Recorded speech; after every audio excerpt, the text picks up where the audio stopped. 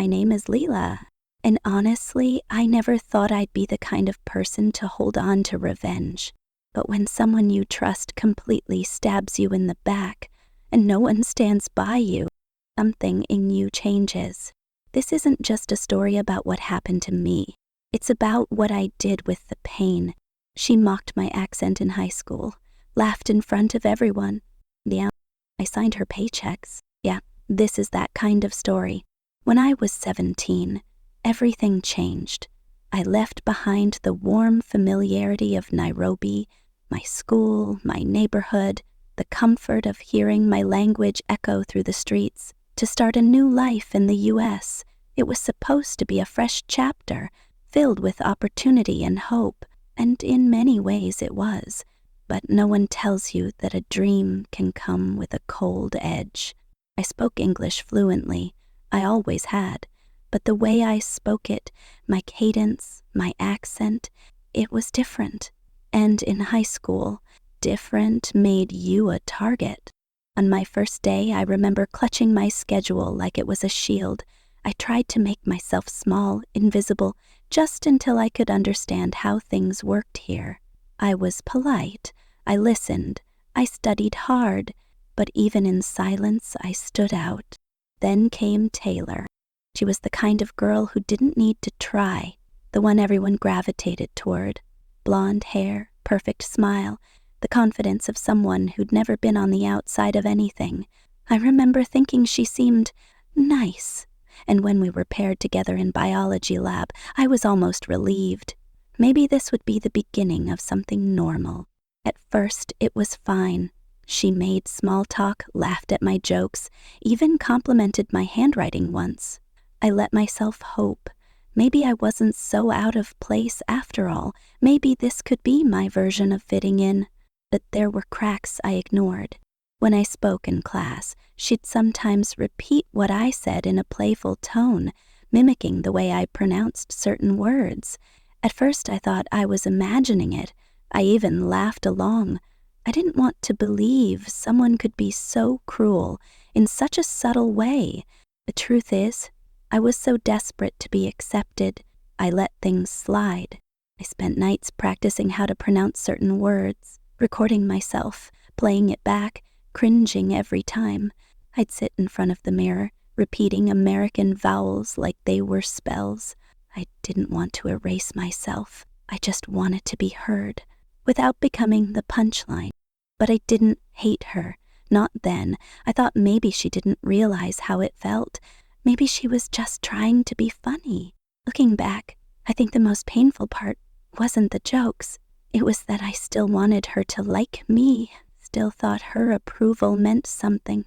I kept telling myself this is just a phase, things will get better, you're just adjusting, be patient. But sometimes the world doesn't wait for you to catch up.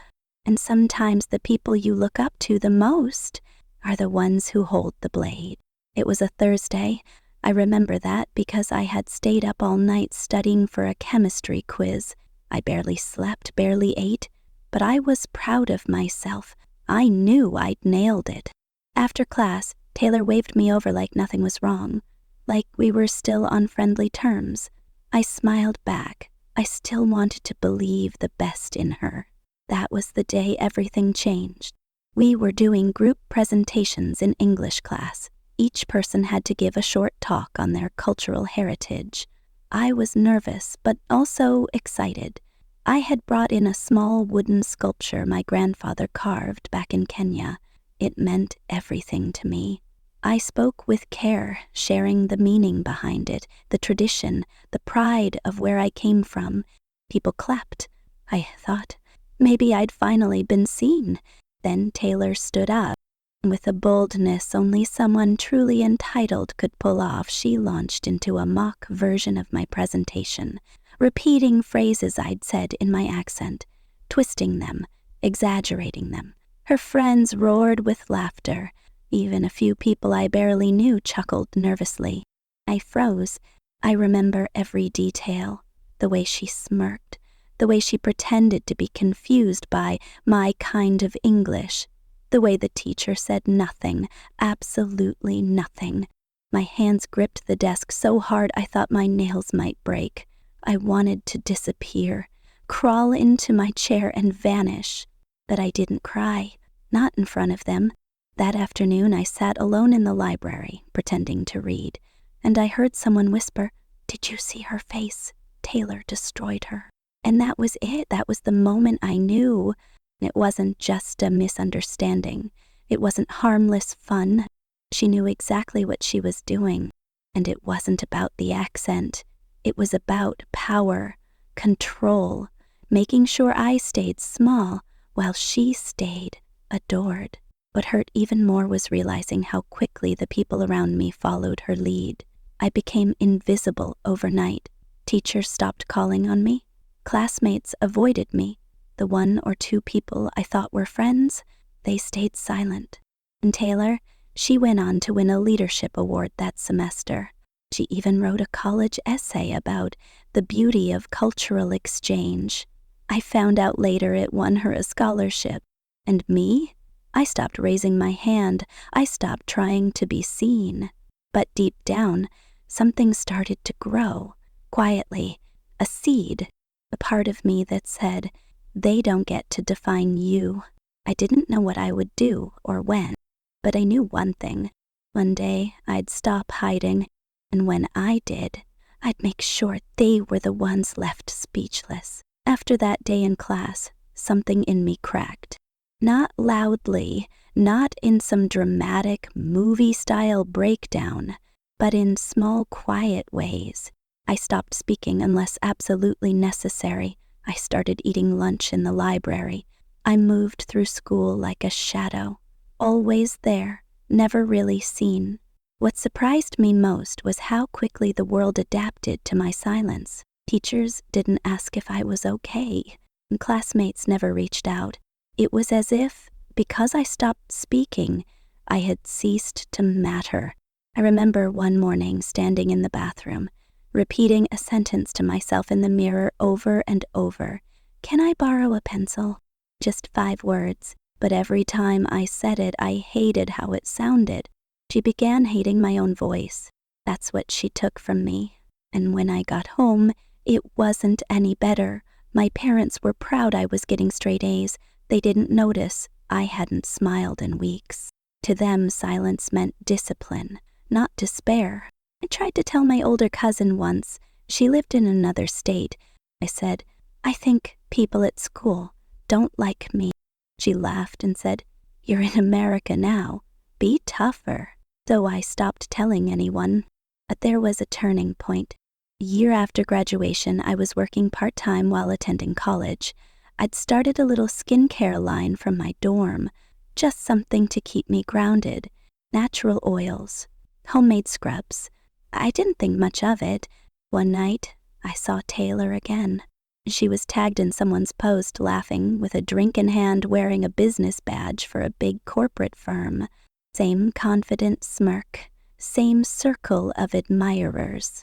It hit me hard. I was still invisible, and she was still shining. I almost deleted my product page that night. But I didn't. Instead, I stayed up and rewrote everything. I rebranded, told my story on the About page, not the one where I was small and afraid, but the one where I reclaimed my roots, my name, my accent, my heritage.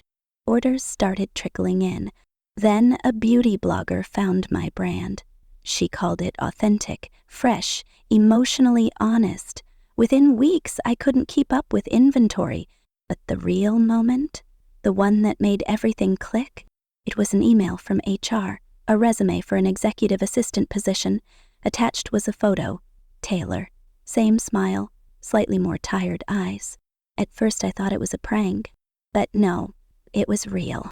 The girl who had once made my voice feel like a curse was asking for a job from the girl she tried to silence. And I just sat there, reading the file. Not angry, not smug, just still. Because in that moment, I realized everything she took from me had returned. And more. I didn't respond to her application right away. I just stared at it. Her name, her qualifications, her cover letter, it all looked so ordinary. If you didn't know better, you'd think she was just another candidate trying to start over. But I knew better. Still, I didn't want to become the kind of person who acted out of bitterness. That wasn't me, or at least it wasn't who I wanted to be.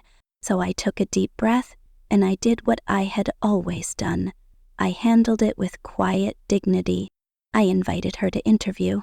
I watched her walk into the building I owned, watched her glance around the office walls, the products, the magazine covers, the framed features of my face. She didn't recognize me, yet asked the questions myself, calm, professional, friendly. Tell me about a time you overcame a challenge in the workplace. She stumbled slightly, talked about difficult coworkers, about learning to be more respectful of cultural differences. I almost laughed, but I didn't. I just smiled and nodded. At the end of the interview, she asked politely, "And may I ask who I'd be reporting to?" I paused for a moment, then I leaned forward, just slightly. "To me," I said. Her face shifted. Her mouth opened slightly, like she wanted to say something, but didn't know how. Recognition dawned in her eyes slowly, like a storm forming behind her pupils. I didn't need to explain who I was. I saw it land, saw the flash of shame, of memory, of all the things she'd probably convinced herself I had forgotten. I offered her the job, not to humiliate her, not to get revenge in some loud, messy way, but to give her the chance she never gave me, to show her how power can look different than cruelty. She took the job. She was professional, respectful, efficient, but she never looked me in the eye for more than a second, and I never brought it up. I didn't have to. She walked past my office every day, past my name on the door, past the words founder and CEO. She answered to the girl she once made the world laugh at. That was enough. My success wasn't just measured in sales or features. It was in every silent moment she had to live in the shadow of what she tried to destroy.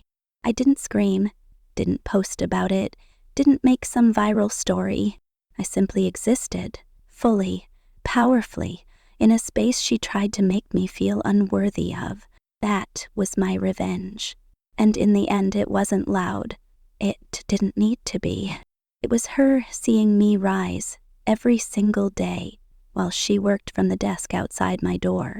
I didn't humiliate her, didn't call her out. I just became everything she thought I couldn't. Had learned something powerful. Revenge doesn't have to be loud. Sometimes it's simply the sound of your own peace, echoing in the room she once laughed in. Would I do it again? Yes, but not for her. Warning, if this story hit home for you, tap subscribe, and remember, just because they mocked you once doesn't mean they'll matter forever. You're more powerful than they'll ever know.